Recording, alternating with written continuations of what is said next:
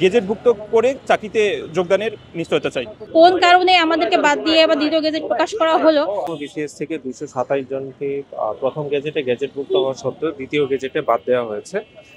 গত 9 জানুয়ারি জনপ্রশাসন মন্ত্রণালয়ের সিনিয়র সচিব মহোদয় সমস্ত মিডিয়া সামনে এটা বলেছিলেন যে যাদের মধ্যে 3 ধরনের অপরাধ না থাকবে, ফৌজদারি অপরাধ, রাষ্ট্রদ্রোহী অপরাধ এবং বিশ্ববিদ্যালয় বা কলেজ থেকে বহিষ্কার আদেশ, এরকম সকল নিরপরাধ খুব অল্প সময়ের মধ্যেই গেজেটেডভুক্ত হবে এবং অনতিবিলম্বে যোগদান করতে পারবে।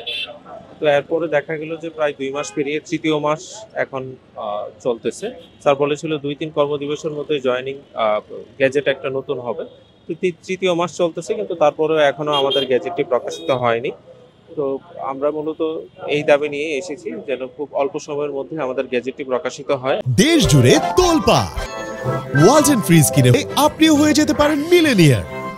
তো হয়নি কেন তার স্পেসিফিক কোনো কারণ আমাদের নিজেদেরও জানা নেই। পরবর্তীতে আমাদেরকে জানানো হয়েছিল যে 2টি ভেরিফিকেশন সংস্থা থেকে যে রিপোর্ট গিয়েছে তার মধ্যে কোনো একটি সংস্থা আমাদেরকে হয়তো নেগেটিভ দিয়েছে, একটি সংস্থা হয়তো পজিটিভ দিয়েছে।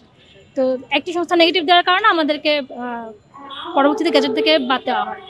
তো পরবর্তীতে সচিব স্যার আমাদেরকে আশ্বস্ত করেন এসব নিরপরাধ সবাইকে আবার গেজেটভুক্ত করা হবে এবং উনি আমাদেরকে পুনরায় ভেরিফিকেশনের জন্য আবেদন করতে বলেন। পুনরায় ভেরিফিকেশন শেষে উনি অতি দ্রুত সময়ে আমাদের আবার গেজেট দিবেন বলে আশ্বাস, এবং তার পরবর্তীতে আমাদের প্রথম গেজেট প্রকাশিত হয় অক্টোবর মাসে 2024-এর অক্টোবরে, এবং তখন কিন্তু আমাদের জয়েনিং ডেটও দেওয়া হয়েছিল।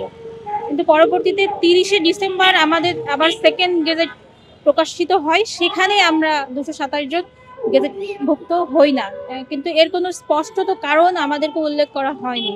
এবং সচিব স্যার কথা দিয়েছিলেন যে অতি দ্রুত সময়ের মধ্যে আমাদের গেজেট দিবেন, কিন্তু সেই আশ্বাসের ফলায়ন আসলে আমরা পাইনি।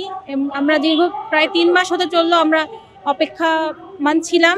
তো তার ফলশ্রুতিতেই আমরা আজকে এখানে দাঁড়িয়ে। না, আসলে আমরা সুনির্দিষ্টভাবে জানি না, এবং আমরা মোটামুটি নিশ্চিন্তই ছিলাম যে আমরা জয়েন করতে পারবো, কারণ গেজেট একবার হওয়ার পরে সেই গেজেট বাতিল হওয়ার ইতিহাস কিন্তু বাংলাদেশে সম্ভবত এই প্রথম। তো আমরা কিন্তু প্রথম গেজেটে অন্তর্ভুক্ত হওয়ার পরে জয়েনিং করার জন্যই প্রস্তুতি নিচ্ছিলাম।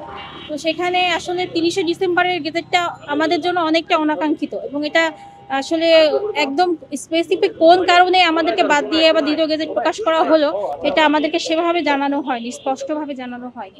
43তম বিসিএস এর দ্বিতীয় গেজেট থেকে বাদ পড়া মোট 227 জন কর্মকর্তা। অ্যাকচুয়ালি এটা ছিল 267 জন, যেখানে 40 জন মেডিকেলে অনুপস্থিত ছিল, বিধায় এটা সংখ্যাটা হচ্ছে 227 জন। এই 227 জন ক্যাডার অফিসার বৃন্দ দ্বিতীয় গেজেট থেকে নজিরবিহীনভাবে বাদ যাওয়ার পরে আমাদের জনপ্রশাসন মন্ত্রণালয়ের সিনিয়র সচিব স্যার আমাদের পুনরায় আবেদন করার জন্য বলা হয়েছিল জনপ্রশাসন থেকে, এবং তার প্রেক্ষিতে পুনরায় ভেরিফিকেশনের জন্য আবেদন চাওয়া হয়েছিল এবং সেখানে আমরা আবেদন করেছিলাম।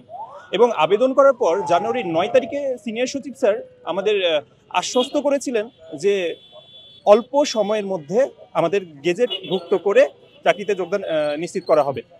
কিন্তু কোনো এক অজানা কারণে আজ পর্যন্ত, আজকে মার্চের 18 তারিখ, আজ পর্যন্ত আমরা সেই গেজেটের দেখা পাই নাই। আমাদের বিভিন্ন মহল থেকে আশ্বস্ত করা হচ্ছে আপনাদের কাজ দ্রুত হয়ে যাচ্ছে এবং আপনারা দ্রুত গেজেটভুক্ত হয়ে যোগদান করতে পারবেন, কিন্তু কোনো এক অজানা কারণে সেটা এখন পর্যন্ত বিলম্বিত হচ্ছে।